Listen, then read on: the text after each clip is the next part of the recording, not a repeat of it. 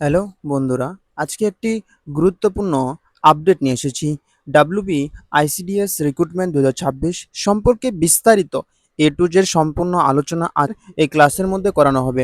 এর জন্য আবেদন কবে শুরু হবে, যোগ্যতা কী কী লাগবে, সিলেবাস কী কী রয়েছে, পরীক্ষার প্যাটার্ন কেমন, বেতন কত বা এর কী কী সুযোগ সুবিধা রয়েছে এই সম্পর্কে বিস্তারিত আলোচনা আজকের এই ক্লাসের মধ্যে করানো হবে। এবং এই রিক্রুটমেন্টে রয়েছে পশ্চিমবঙ্গ সরকারের 2026 সালে এর জন্য শূন্যপদ প্রায় 16,000-এরও বেশি।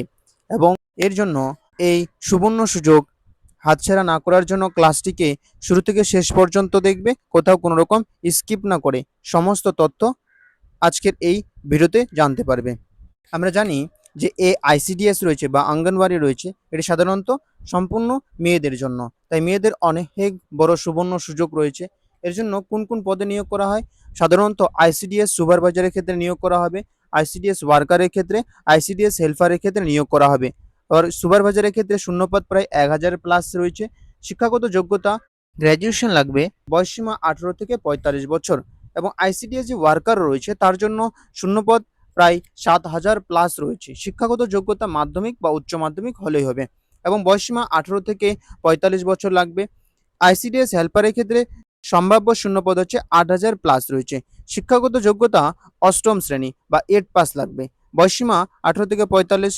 এই সমস্ত পদে নিয়োগ করা হবে এবং এর জন্য কি কি দরকার একে একে সম্পূর্ণ তথ্য এই ক্লাসের মধ্যে দেওয়া হবে। প্রথমে রয়েছে এর সম্ভাব্য সিলেবাস কী রয়েছে। এখনো পর্যন্ত যে নোটিফিকেশন আসেনি, শীঘ্রই আসতে চলেছে। আগের নোটিফিকেশন অনুযায়ী যে সম্ভাব্য সিলেবাস কী কী রয়েছে, কী কী থাকতে পারে, জেনারেল নলেজ থাকবে, কারেন্ট অ্যাফেয়ার থাকবে, গণিত থাকবে, রিজনিং থাকবে, বাংলা থাকবে, ইংরেজি থাকবে এবং চিলড্রেন ডেভেলপমেন্ট এবং নিউট্রিশন থাকবে এবং জেনারেল সায়েন্স থাকবে।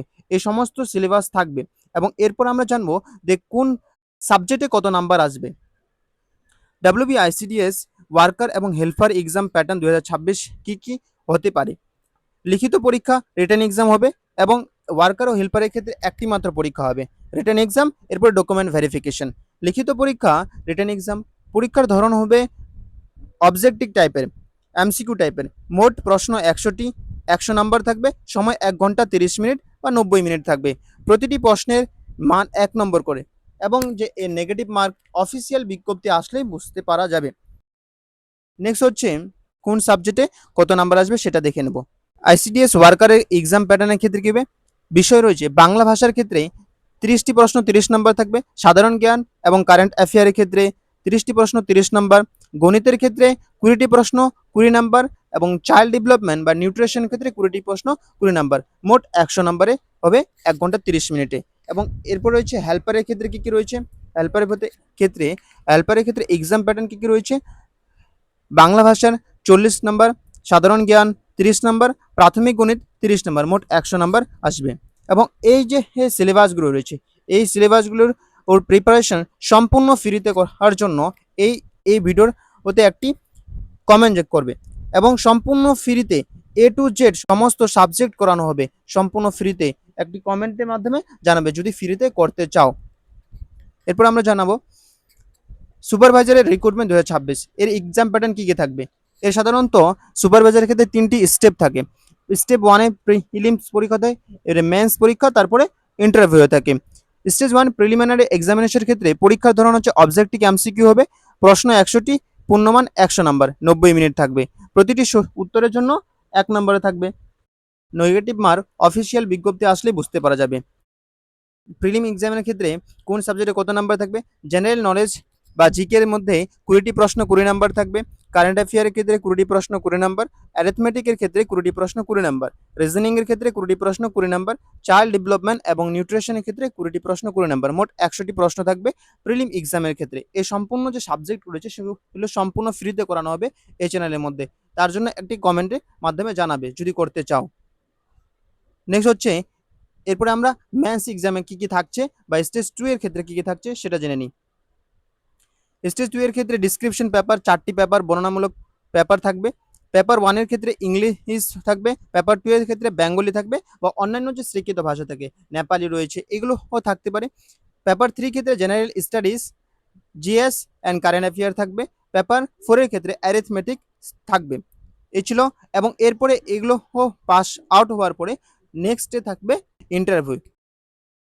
আবেদন পদ্ধতি, আবেদনের জন্য কি কি লাগবে?